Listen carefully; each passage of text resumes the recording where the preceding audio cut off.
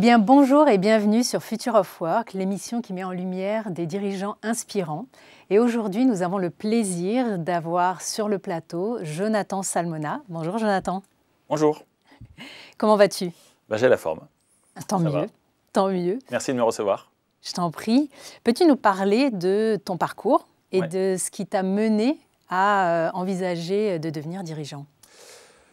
Mon parcours, moi, en bref, donc je suis un des deux cofondateurs de Shodo, qui est une ESN, et qui, au-delà d'être une ESN, est surtout, pour nous, c'est un terrain de jeu dans lequel on a la possibilité d'aller faire de l'innovation sociale pour rendre notre marque employeur remarquable, différenciante, parce que c'est un des enjeux de notre secteur. Et pour répondre à ta question, moi, tu vois, ça fait bientôt 20 ans, ça fait plus de 20 ans que je bosse. J'ai toujours travaillé dans le secteur des ESN, dans lequel je suis arrivé relativement par hasard. Et tu vois, j'y ai occupé tous les postes. J'ai commencé ma carrière sur des postes de sales.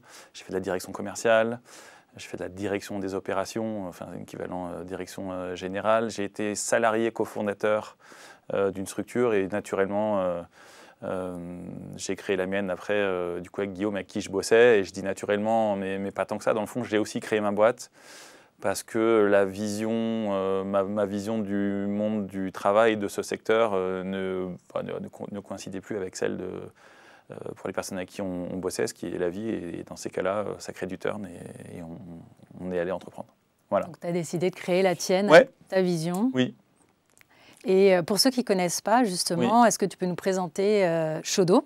Est-ce qu'est une ESN? Alors, une ESN, c'est une entreprise des services du numérique. Grosso modo, pour être hyper synthétique, on va, nous, salarier, en l'occurrence des développeuses et des développeurs, pour aller accompagner des clients dans la réalisation de leurs projets. Donc, c'est hyper simple. Ça peut se décliner dans plein de métiers, de la tech, comme le produit, le test, etc. Mais on peut même sortir, ces métiers de service, on peut même sortir de la tech. C'est juste, tu factures de la prestation intellectuelle et tu vends du temps et de l'expertise. Voilà, donc ça c'est pour Shodo. Après, pour entrer dans le détail, c'est un secteur dont l'enjeu principal est le turnover, puisque dans ce secteur-là, on est sur un turnover moyen de 25 à 30%, ce qui a plein d'impacts, des impacts notamment négatifs, dans le sens où ça devient de plus en plus dur de faire notre métier quand celles et ceux qui démarrent des projets sont rarement les personnes qui vont les finir. Donc tu as une problématique de maintien du savoir-faire, tu as une problématique aussi d'engagement, à partir du moment où tu as beaucoup de turn. Tu as un désengagement progressif du salarié dans ce secteur-là, avec une concurrence dans notre secteur qui est une concurrence très forte depuis 10 ans, avec le modèle indépendant, puisqu'il y a une ubérisation de luxe dans ce secteur. Et Shodo, justement, un de nos objectifs, en apportant une réponse sociale au turnover, c'est justement de recréer de l'engagement, de refaire venir les gens dans le salariat, ou du moins les faire rester. D'accord. Et qu'est-ce qui on parlera un petit peu plus tard justement de tout ce que tu mets en place au sein de Shodo et qui fait que c'est une entreprise aujourd'hui d'un point de vue marque employeur différenciante. Oui. Qu'est-ce qui te donne envie à toi de te lever chaque matin? Écoute, sans faire présomptueux, moi j'ai envie de prendre ma part, tu vois, dans le fait de repenser le monde du travail, d'y apporter une vision que je trouve plus désirable. Il y a plein d'études, après les chiffres fluctuent, mais quand tu lis les rapports, beaucoup de rapports sur l'engagement des salariés dans le monde du travail, tu as des taux d'engagement qui fluctuent, qui sont inférieurs à 10%.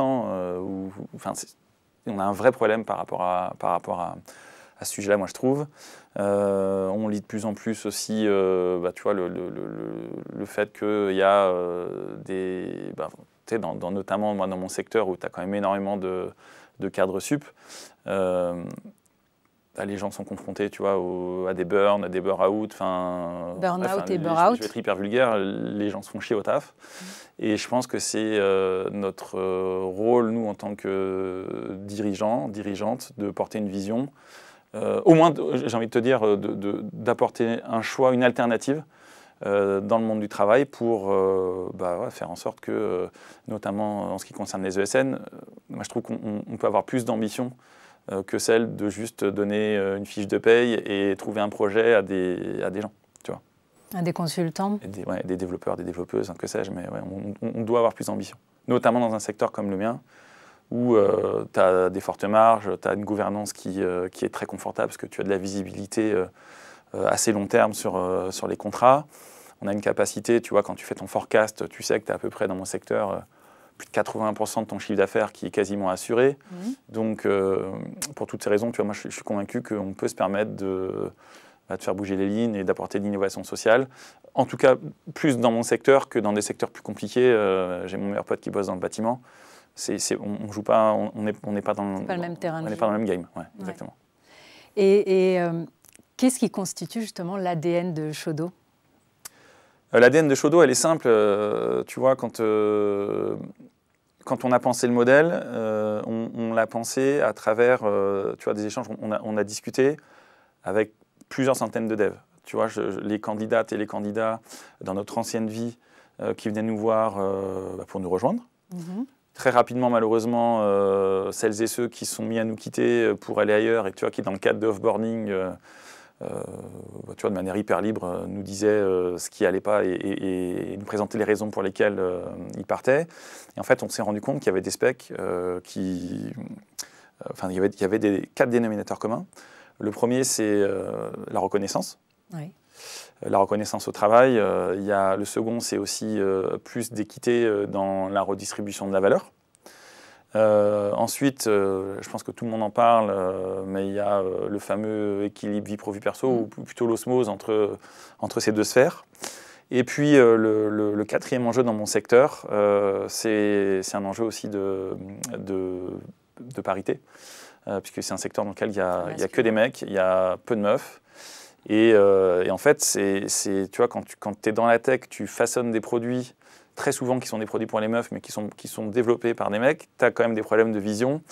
Et donc, c'est tous ces enjeux-là qu'on s'est mis à adresser, donc à travers, tu vois, on a mis en place des pratiques, tu vois, ce que je le disais en introduction, on a mis en place des pratiques RH qui sont au service de notre marque employeur, qui du coup sont au service d'une meilleure fidélisation.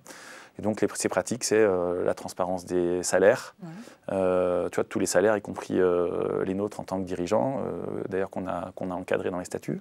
Ils sont publics pour tous les salariés. Ils sont publics et ils sont encadrés dans les statuts, c'est-à-dire que l'idée, c'est de se dire qu'en tant que dirigeant, c'est OK de gagner de l'argent, en fait, il n'y a pas de problème, et c'est OK qu'il y ait des inégalités salariales dans une société, je veux dire, jusqu'à preuve du contraire. On n'a pas trouvé de solution idéale, mais nous, notre propos, c'est de dire que les inégalités, elles doivent être encadrées et que pour que nous, on s'augmente, en fait, on doit faire en sorte que tout le monde puisse gagner plus. Donc, c'est ça le propre d'encadrer ta REM dans les statuts.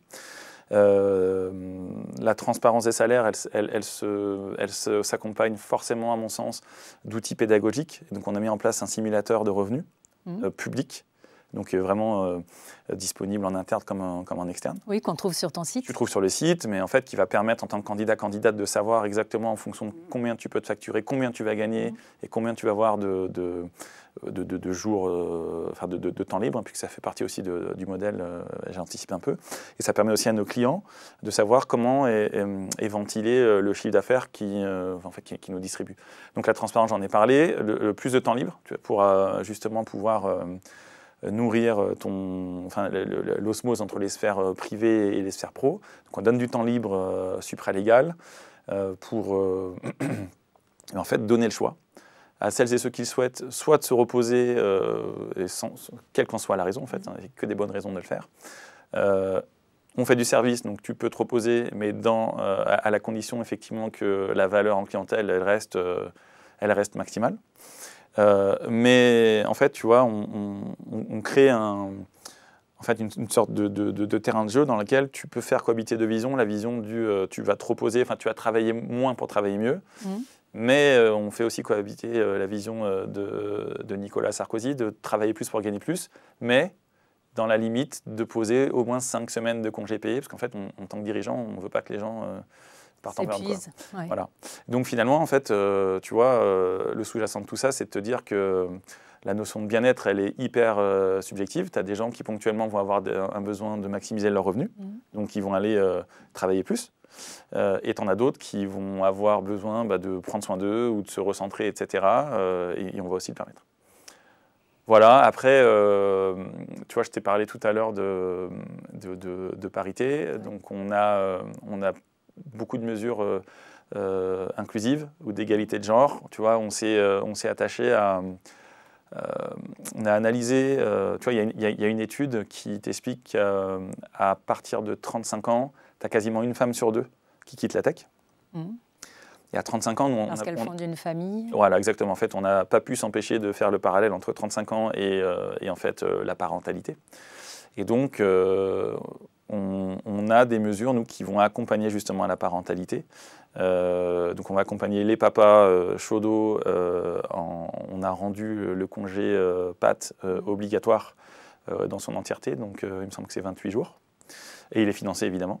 Oui. Et les mamans, en fait, on a fait en sorte, à travers une mesure qui s'appelle la prime de maintien de salaire du coparent, donc en général c'est du conjoint, mais ça peut être de la conjointe, de faire en sorte que quand la maman chaudo va reprendre le travail, en fait, dans la mesure où le coparent pose au moins un mois de congé parental, en fait, Chaudo va compenser la perte de salaire en versant donc à la maman Chaudo une prime qui va maintenir, qui va combler le manque à gagner du coparent. Du conjoint. Voilà.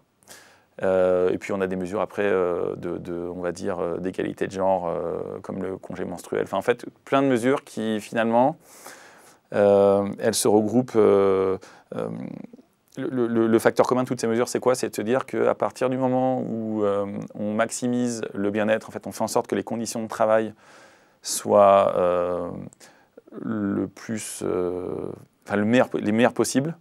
Derrière, on va dégager de la performance. Et en fait, on fait tout ça pour dégager de la perf. C'est hyper important et je pense que, en général, cette partie du message, elle est en général passée sous silence, où elle mérite de la clarification, de la clarté. On fait ça pour avoir de la perf, c'est-à-dire que le bien-être doit emmener de la performance, et il faut de la performance pour générer du profit, et en fait il faut du profit pour nourrir un modèle comme le nôtre qui est redistributif. Toutes les mesures sociales qu'on met en place, elles ont un coût, mais en fait le coût, tous les investissements qu'on va mettre dans le bien-être, moi à mon sens c'est de l'argent qu'on n'a plus à mettre dans l'acquisition, dans le recrutement et dans le turnover qui coûte une blinde, et finalement c'est juste... je pense un des enjeux, tu vois, tu me demandais c'était quoi la vision de Chaudo, c'est quoi notre vision du monde du travail. C'est finalement une vision du monde du travail où on va déprioriser le KPI, le seul KPI d'EBITDA, enfin de résultats, de marge, qui est un indicateur qui est quand même hyper court-termiste, puisqu'en fait il pousse à prendre des décisions court-termistes qui vont te créer de la renta, mais qui vont te créer du désengagement, qui vont te créer du turn, etc. Là où effectivement, à partir du moment où tu payes bien les gens, donc tu verses de bons salaires, tu donnes du supralégal, tu donnes des moyens marque employeur, tu mets en place des mesures sociales d'égalité de genre, etc. Ça coûte de l'argent, ça va dégréver ton EBITDA, mais quand ça te baisse ton turn, c'est un investissement sur 10 ans, tu t'y retrouves. Oui, je voyais aussi sur le manifeste qui est public et qui est sur votre site, des budgets formation qui sont versés chaque année, enfin, en tout cas qui sont à disposition des salariés pour pouvoir se former, pour pouvoir continuer aussi à progresser, à développer leur employabilité. C'est fondamental dans mon secteur. En fait, si tu veux, nous, la raison d'être de Chaudo, c'est d'apporter de l'expertise, tu vois, sur les pratiques de dev et de design. Je peux y parler un peu suédois pour l'audience, mais fondamentalement, je suis dans un secteur où les technos, enfin le savoir, il est hyper fragile, il est obsolète, il est hyper mouvant. Voilà, il y a une obsolescence très forte du savoir. Tu vois, il y a des cas d'usage tu vois, t'as des cas d'usage des technos qui révolutionnent la manière de penser la tech, l'intelligence artificielle. Enfin, il y a plein d'exemples qui font que tu es sans arrêt obligé de te former. Et si tu ne te formes pas, ton expertise en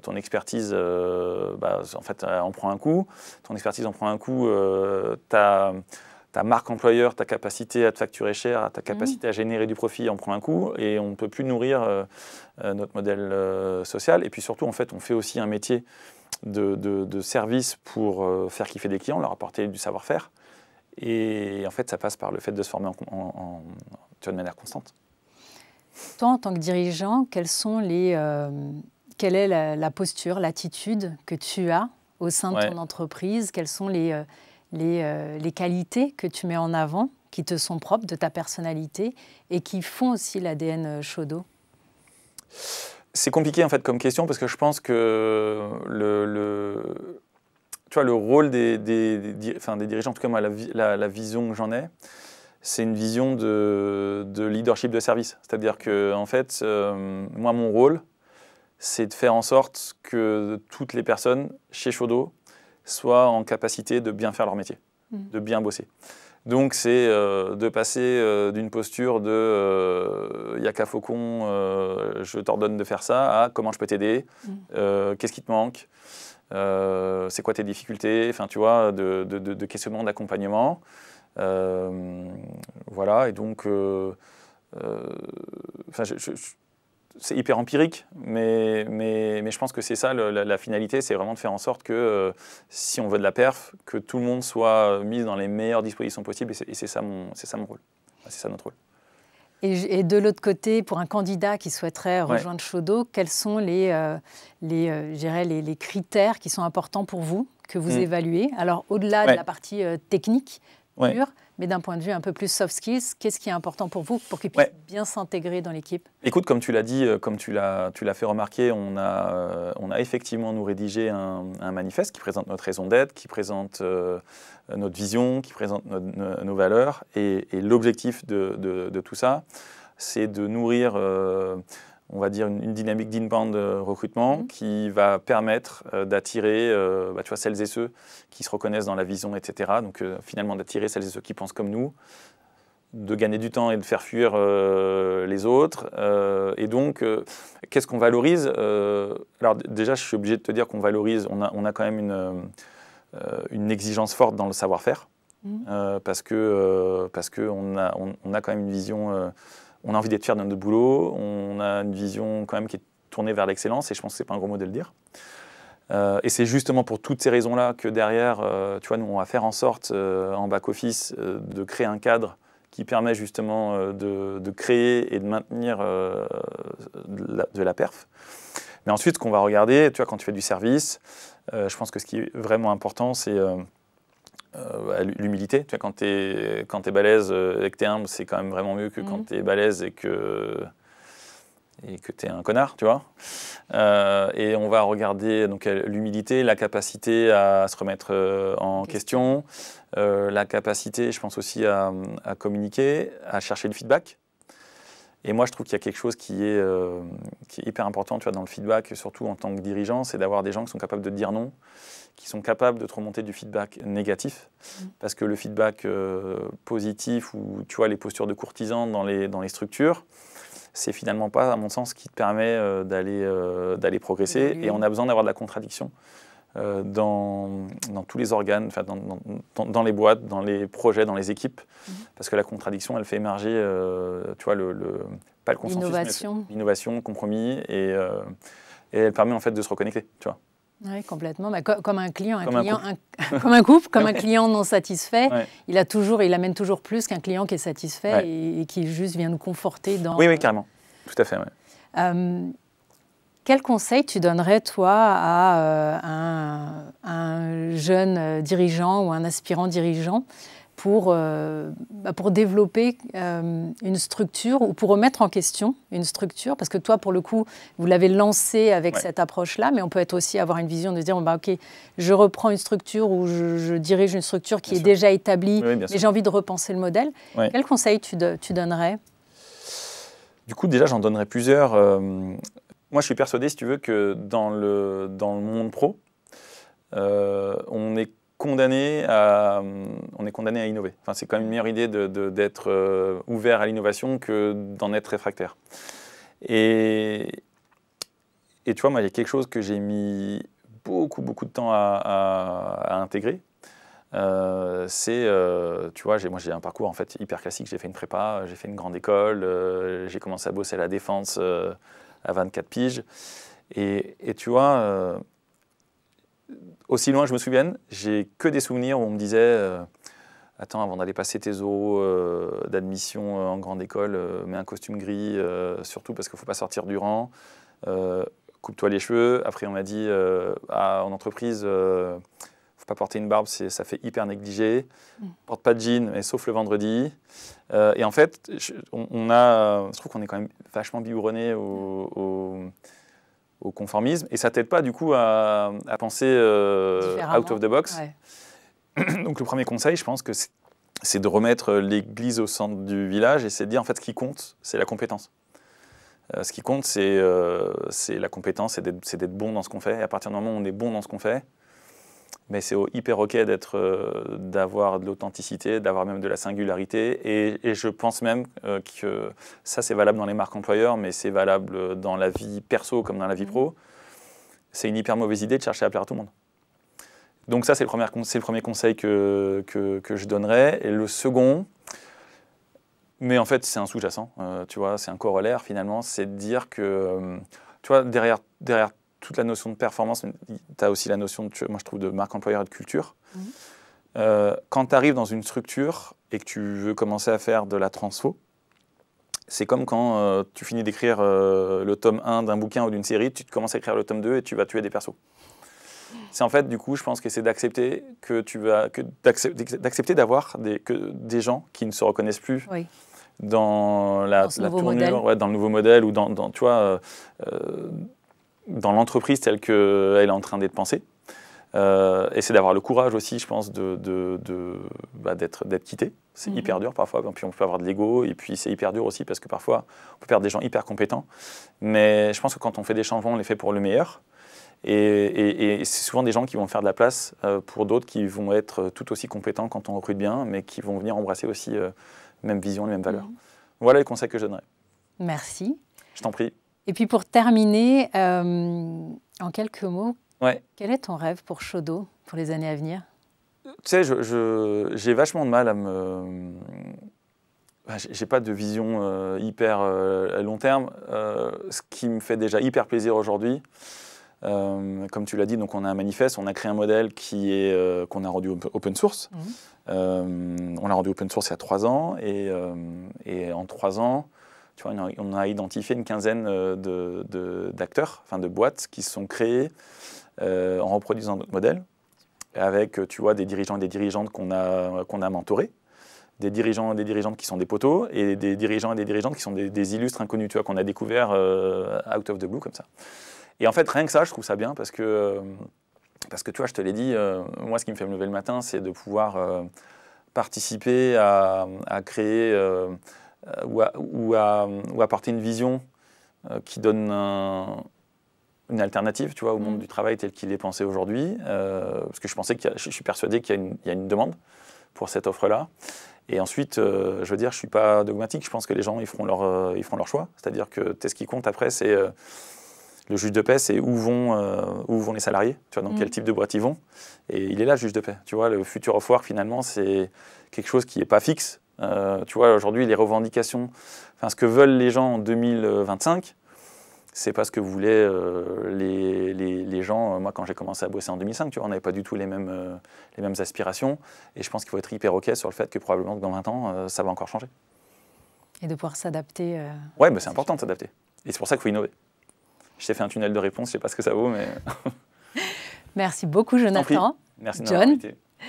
Merci à vous qui nous avez suivis. On se retrouve dans la prochaine émission Future of Work avec un nouvel invité tout aussi inspirant.